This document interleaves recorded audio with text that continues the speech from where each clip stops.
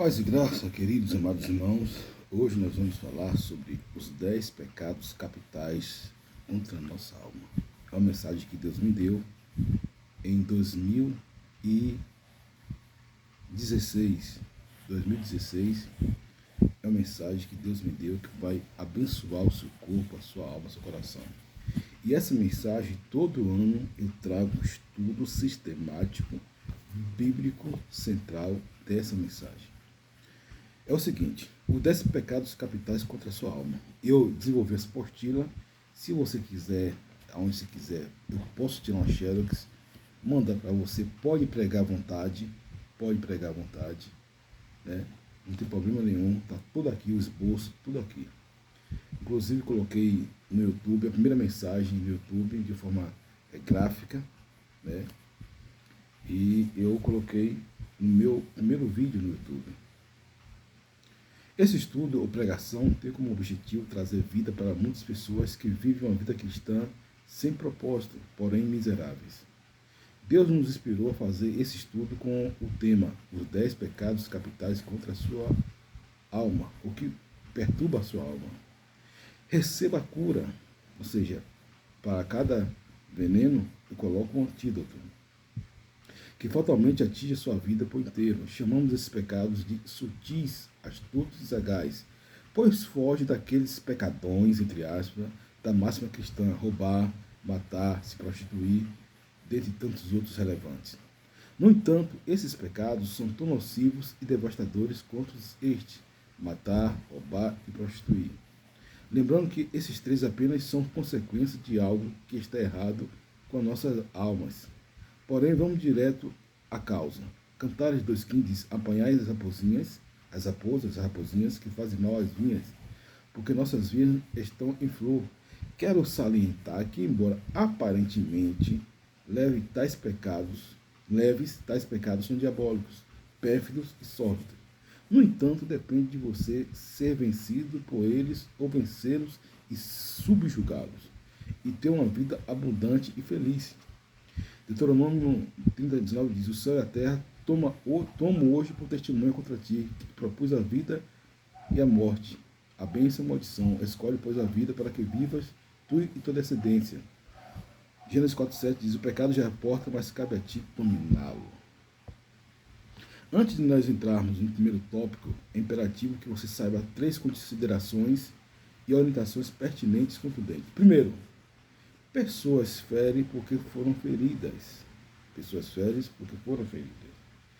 Que geralmente são modelos de autoridade. Exemplo: pais, professores, patrão, irmão mais velho, pastor, pátria, etc. Quando alguém é ferido por essas figuras, as pessoas se tornam muito feridas, porque são figuras de autoridade o qual deveria proteger. Quando você é ferido por um vizinho, por um colega de escola, por um amigo no futebol, por um amigo no trabalho, da faculdade, então isso não traz muito transtorno, porque é algo que é muito passageiro e corriqueiro. Sua mente descarta logicamente, um fechado no trânsito, né? Agora, quando é algo que tem uma ligação, você espelha aquela pessoa, você tem um motivo para aquela pessoa, né? Há um ligamento sentimental, emocional, né? Então causa um prejuízo maior. Exemplo: colega de trabalhos, cônjuges, amigos, funcionários, vizinhos, parentes, etc. Independente de quem quer que seja, alguém foi um instrumento de Satanás para ferir seus corações. João 10,10 diz que o diabo veio, se não roubar, matar e destruir, mas veio para que tenha vida e vida com abundância. E, para ser franco, muitas das pessoas não têm a intenção, mas acabam ferindo. Às vezes a intenção da pessoa não é ferir você, a intenção da pessoa é apenas colocar você, né, foi infeliz na forma que ela falou, na forma que ela abordou, e muitas das vezes ela se arrepende, mas o estrago já está feito. Todo esse mal que aconteceu ou que acontece em sua vida pode se transformar em bênção. Romanos 5,20 diz: aonde abundou o pecado, se abundou a graça. Tome posse de João 9,3,4, que diz: respondeu Jesus: nem ele pecou, nem seus pais, mas foi para que nele se manifestasse a obra de Deus. Importa que façamos as obras daquele que me enviou, enquanto é dia. Vem a noite, quando ninguém pode trabalhar, muitas coisas não têm explicação racional e espiritual. Não racionalize as coisas, siga para frente, não fique preso ao passado, não olhe para o retrovisor da vida. Ou seja, muitas coisas nas nossas vidas, da vida de qualquer ser humano, não tem uma explicação racional. Agora, espiritual tem explicação para todo tipo de coisa. Irmão, quanto a mim, não julgo que algo foi alcançado, mas uma coisa faço, e é que, esquecendo das coisas, mentiras do diabo, sofisma do diabo, ilusões do diabo, que para trás ficam, e avançando pela questão diante de mim, prossigo para o alvo pelos prêmios da vocação celestial de Deus em Cristo Jesus. Ou seja, você tem um retrovisor. No carro, você tem um retrovisor. Eu vi um filósofo chamado Mário Sérgio Cortella falando o seguinte, que quando o carro ele tem o para-brisa é enorme e o retrovisor é pequeno. Por quê? Porque o que ficou para trás, nós não devemos lembrar como uma constância, né? Por isso que também a Bíblia fala de Lamentações 3:21, quero trazer à memória aquilo que me traz a esperança, né? Então, você tem que trazer à memória aquilo que traz esperança. E o retrovisor do carro, ele é grande, amplo e aberto. Por quê? Porque o seu futuro é um deslumbrante, o seu futuro vislumbra uma paisagem, algo muito maravilhoso. Perdoe sempre. O perdão alivia a alma, restaura o corpo. Não viva pelo que você sente, mas pelo que você sabe. Perdoe e seja feliz. Siga a paz de todos e a santificação, seu qual ninguém verá Deus. Tendo cuidado de que ninguém vive da graça de Deus e que nenhuma raiz de amargura brotando vos perturbe, para muitos sejam contaminados. E a quem perdoais alguma coisa, também eu fiz.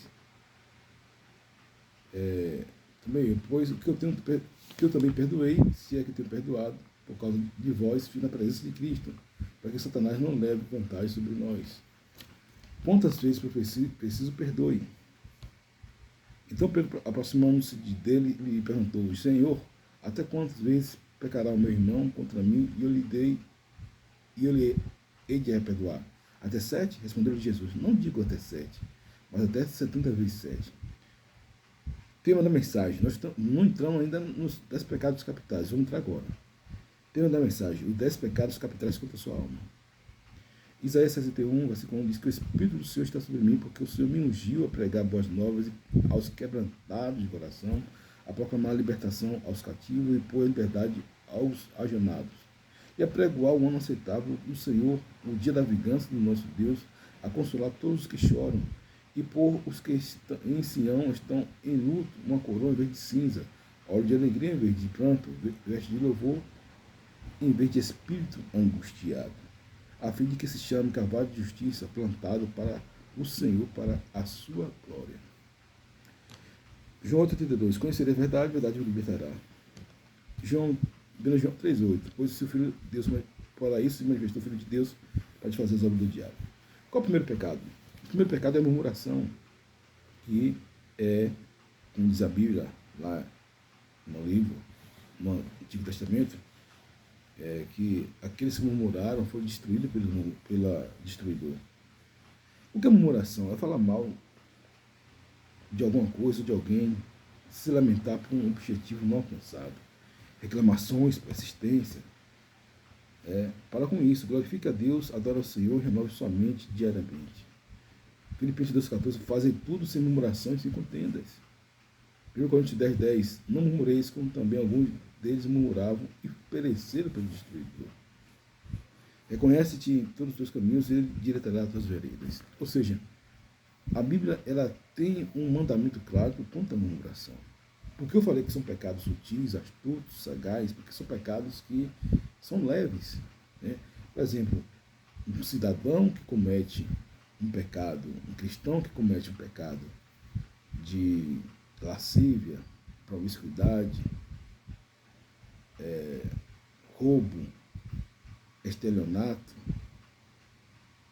agride alguém fisicamente, verbalmente, é notório que todo mundo reprova essa situação e a própria pessoa em si, depois que o sangue esfria, reprova todo esse enclave.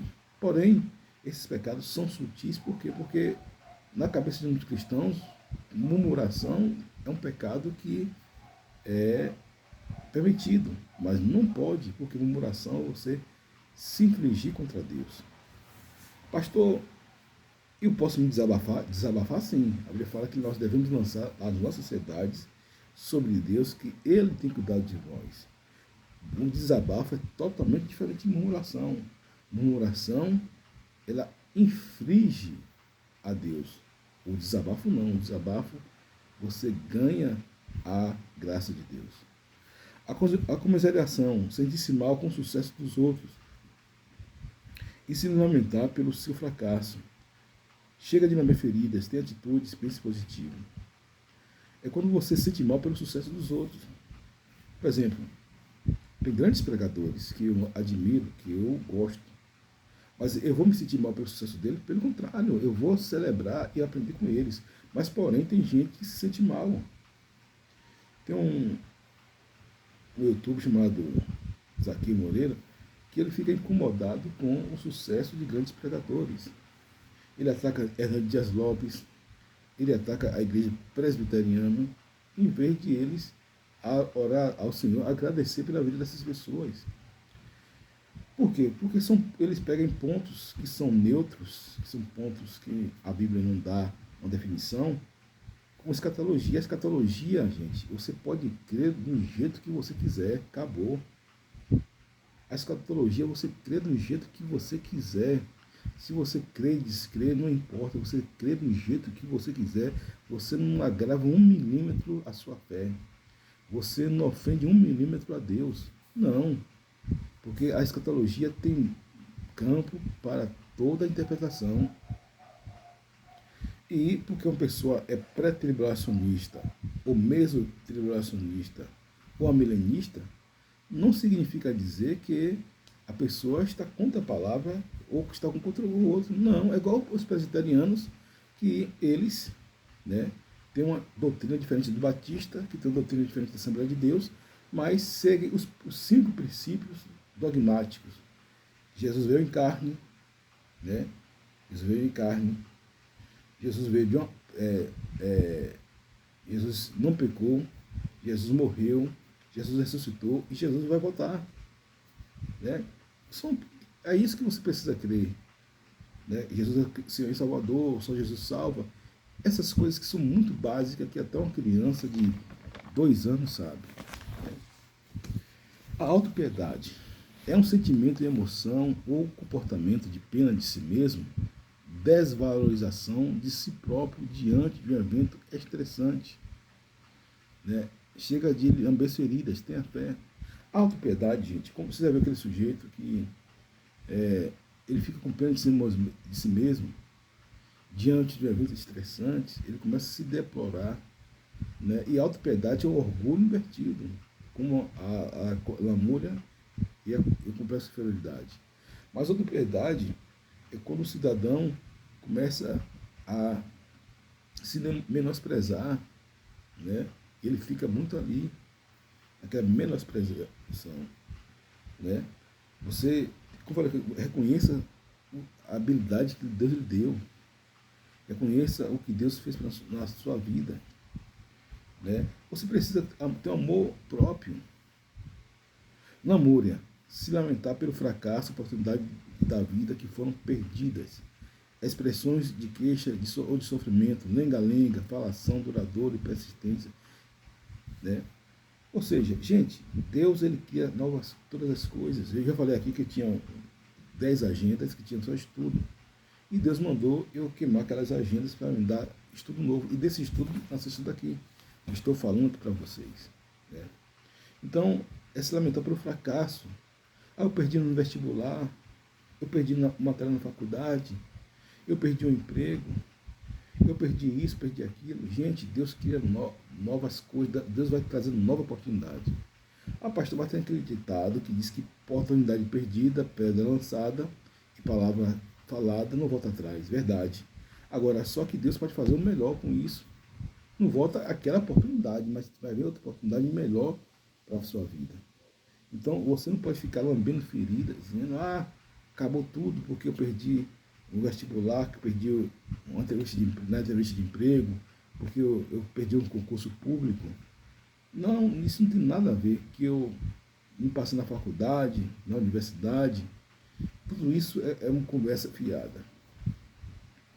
Né? Maledicência, o hábito por falar mal dos outros, difamação, detratação, maldizer, caluniar, injúria, calúnia contra alguém. Não viva pelo que você sente, mas pelo que você sabe. Tiago 4,11 disse, caros irmãos, não falei mal um dos outros. Quem fala mal de seu irmão é juiz, porém só há um legislador e juiz que pode salvar e destruir. Tu, porém, quem é que julga o próximo? Veja bem, maledicência é o hábito, a ação de falar mal dos outros, difamação, a calúnia, a detração, né? Como a Bíblia fala, quando você for falar, fale bem do seu próximo. Agora, muitas pessoas não querem ouvir, só querem ter o seu ponto de vista, né? Contudo, você vai falar aquilo que você tem e sabe ser inferior aos outros, mas é verdade. É como diz Martin Luther King, aquele que fala a verdade, né, muitas das vezes faz muitos inimigos. Nós vivemos em uma época de muita polarização política no Brasil, como nunca foi vista, né? Independente de A, de B, de C. Né? Eu sou da pessoa que eu sou um filósofo, um intelectual, que respeito muito a opinião dos outros. Mas eu ouvi nesse meio muita intolerância de ambas as partes. Por quê? Porque não tem a ver com o candidato lá, mas com as pessoas. Né? Tem pessoas que parou de falar comigo, por quê? Porque eu optei por seguir a um candidato e defendê-lo sem ofender ninguém, tal candidato. E aconteceu com todos os pastores que defendiam esse candidato. Foi algo impressionante. Se todos os pastores defendessem tal candidato, né, que perdeu a eleição presidencial, todo mundo parava de seguir no Instagram, parava de seguir, de falar com uma pessoa. Tinha um amigo meu de muito tempo atrás, que, porque eu me declarei o meu voto a esse candidato, a pessoa ficou aborrecida comigo. Amigo de 20 anos de carreira. Né? Você percebe a imaturidade dele. Porque eu respeitei o candidato que ele optou. Né? Mas ele não respeitou o candidato que eu optei. Não falei nada com ele. Ele que não teve essa maturidade. Eu estava com um tio meu, e ele é político, né, de carteirinha, foi prefeito na cidade aí do interior, e ele falando que muitas pessoas sentavam com ele e falavam, não vou votar em você, mas você é meu amigo. Isso é o quê? É uma alma elevada. Isso é muito nobre. Né? Mas as pessoas não têm esse comportamento. E cuidado com sua boca, fale bem, em vez de falar mal dos outros, fale bem. Fale bem da sua igreja, do seu pastor, né? Fale bem do seu país, fale bem do salário que você ganha, né? Fale bem da sua família, da sua rua. Seja excelente com aquilo que Deus colocou nas suas mãos. Eu estava vendo o Tiago Brunet hoje, é um podcast, uma live que ele faz todos os dias, ele fala sobre o espírito de excelência. E eu aprendo muito com ele, porque a excelência não tem nada a ver com o dinheiro, a questão é você fazer o melhor com aquilo que você tem. Então faça o bem. O complexo de inferioridade, um sentimento de que se é inferior a outro de alguma forma. Então sentimentos podem emergir uma inferioridade imaginada por parte da pessoa afligida. Chega de lamber feridas. Mude a sua vida para melhor, você pode. Quando a pessoa tem um complexo de inferioridade, essa pessoa ela se sente inferior que todo mundo. Ela se sente inferior que todo mundo. Claro que você não vai ser uma pessoa orgulhosa, soberba, altiva, prepotente, arrogante, mas também não precisa ter um complexo de inferioridade. Né? A Bíblia fala que todas as coisas são mais crescedoras por aquele que nos amou. Eu me lembro que quando uma garça ela vai buscar, às vezes, um alimento, ela pisa na lama de forma elegante. Você vê uma garça? Garça é um animal que ela parece com um pato, só que ela tem as pernas muito longas, né? E é um animal muito bonito. E você vê sempre aqui, em todos os lugares aqui na Bahia, no Brasil, é muito comum a garça. E ela anda no meio da lama e ela é toda alta, toda branca. Ela anda no meio da lama e, por aquilo que pareça, ela não suja as suas penas. É algo impressionante. Ou seja, nós às vezes passeamos nesse mundo e às vezes somos como uma garça. Nós temos que passar na lama desse mundo e não nos deixar nos contaminar, né? Então, você precisa ter o espírito de excelência, não de inferioridade. Você precisa fazer aquilo que Deus quer que você faça melhor. Seja em tudo. Faça aquilo que você puder, no seu alcance.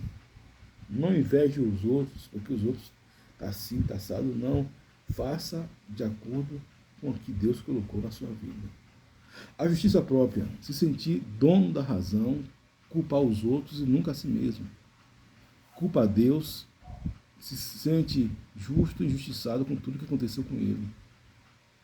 Ajuste para vencer, você vencerá.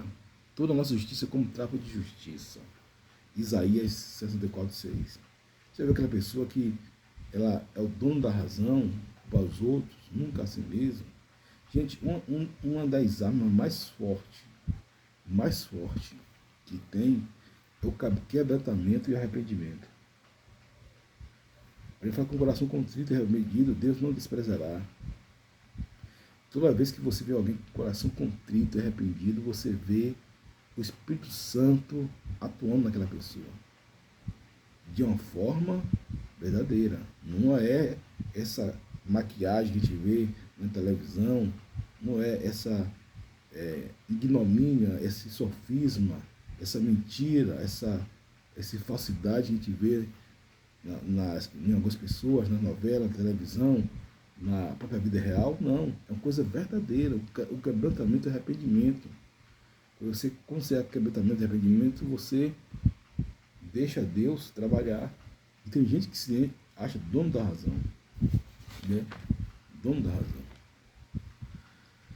A blasfêmia, fala mal de Deus, ou lhe atribui a razão de seu fracasso, insulta a Deus ou suas obras. Palavra de jura a pessoa de Deus, aquilo que representa, que os frutos do Espírito brotem em seu coração.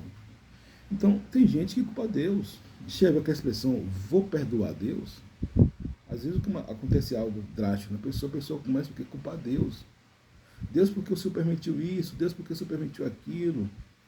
É uma murmuração agora em cima só de Deus. Não do outro, mas só de Deus. Se Deus é bom, por que isso aconteceu? Em vez de se perguntar o porquê, pergunte o para quê. E anota aí, escreva aí.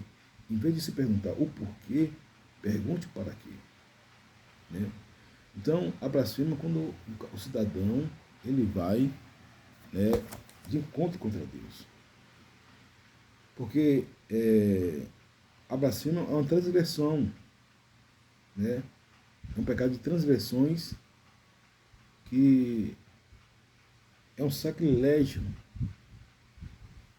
É um sacrilégio contra Deus, a blasfêmia. A profanação é quando você se insurge contra um objeto de culto. A blasfêmia é quando você verbaliza contra o objeto de culto, nesse caso é Deus, né, que é nosso Senhor e Salvador. Então, adore a Deus, bendiga o nome do Senhor. Palavras negativas, igual pessimismo, sempre com palavras, atitudes e comportamentos negativos, resultado de suas palavras. Não racionalize as coisas, viva pela fé, pelo que a Bíblia diz. A gente tem sempre um pessimista. Alguém disse que o pessimista vê a oportunidade, a dificuldade na oportunidade. O otimista vê a oportunidade na dificuldade. O pessimista vê a dificuldade na oportunidade. E o otimista vê a oportunidade na dificuldade. É isso que é verdade. Né?